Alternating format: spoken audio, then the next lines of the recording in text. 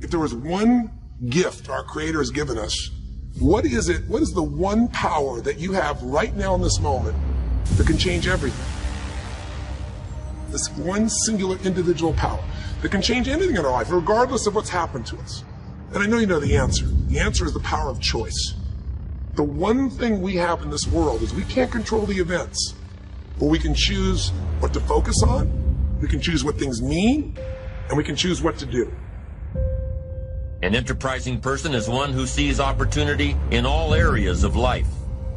To consistently take advantage of the opportunity that you've created, to be aware, to face life with your eyes and ears open to the possibilities that may be just around the corner. Your attitude can have a greater impact on your success than your IQ. You can be extremely talented, have incredible potential, but if you don't have the right attitude, it will keep you from rising higher. And we spend all kinds of time and money making sure the outside looks good.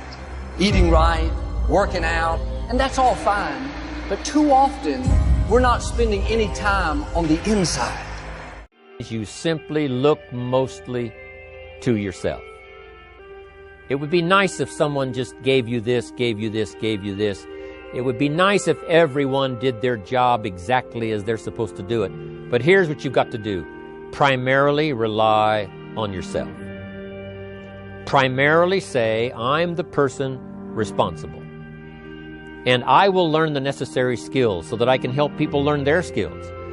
If I need lots of people to do certain things to build my organization, that is what I must have. But I've got to be the final backstop. I've got to be the final one that people can rely on. So that if this is missed and this is missed, I can catch up. I can fill the gap. I can do the job. We have to do it when we conduct meetings. We have to do it when we conduct training. We have to do it when we're in a class of just a few. What someone might have missed, we're there to fill in. Self-reliance. Primarily, we're learning to count on yourself. So that you can do this, never complain and never explain. How to live a good life. And that's where I want to start. And it'd be really interesting to hear your definition of what kind of life and way of thinking should we be aiming for? Yeah, well, it's a hard question because my notion of human well-being is really open-ended. I don't think we understand what the horizon is, if in fact there is one, for kind of ultimate flourishing of conscious minds. We have a pretty good sense of what we don't want and are right not to want. We don't want to be terrorized and depressed and finding ourselves constantly in conflict with strangers, finding our aims frustrated. The generic situation we want to find ourselves in more and more is to effortlessly cooperate with creative and happy strangers, right? There's 7 billion of us. We need institutions and laws and norms and ways of thinking that take the friction out of pleasurable and non-paranoid interaction with strangers. It's not just about having 5 or so close friends who have your back, right? Clearly we're all on the same team on some basic level, and if we can't figure out how to build a civilization where everyone thrives to some degree, we'll have the world we currently have until it becomes unsustainable.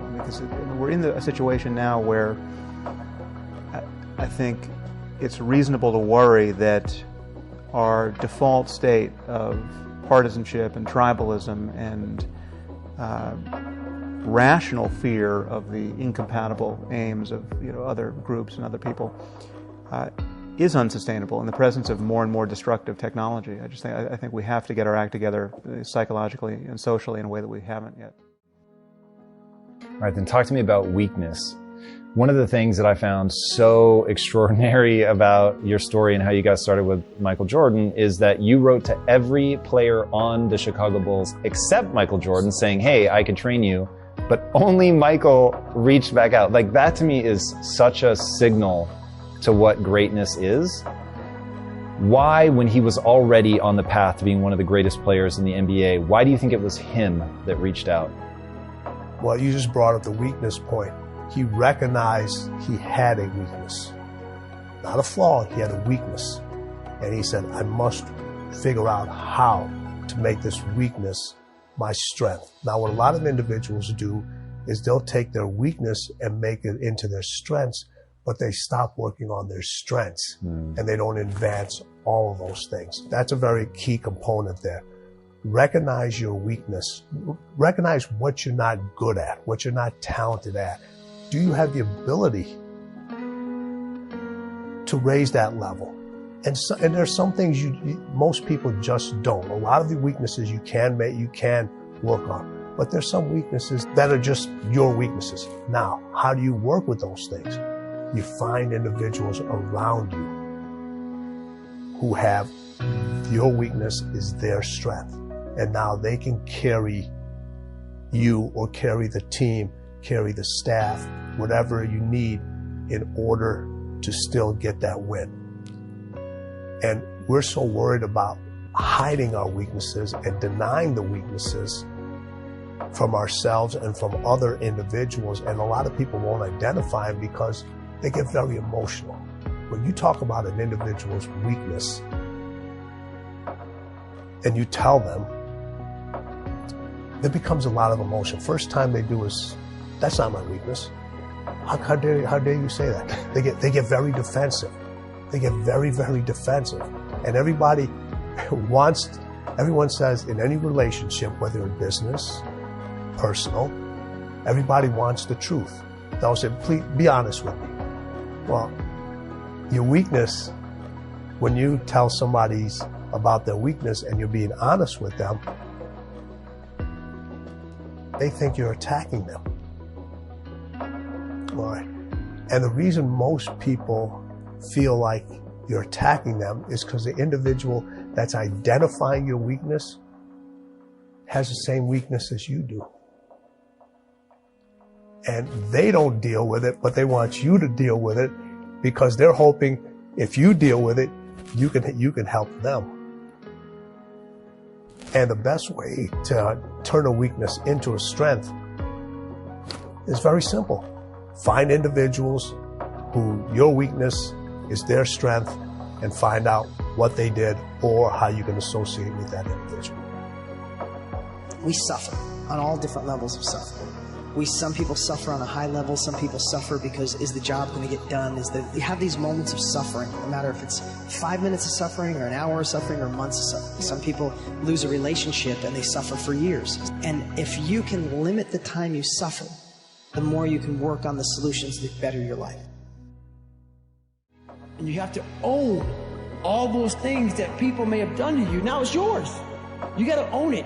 It's yours now to fix the problems that people did to you. It makes no sense. It's not fair. I get it. But if you live in that woe is me mentality of guess what? My dad did this to me. My mom did this to me. People who bullied did this to me. You're going to always live right there.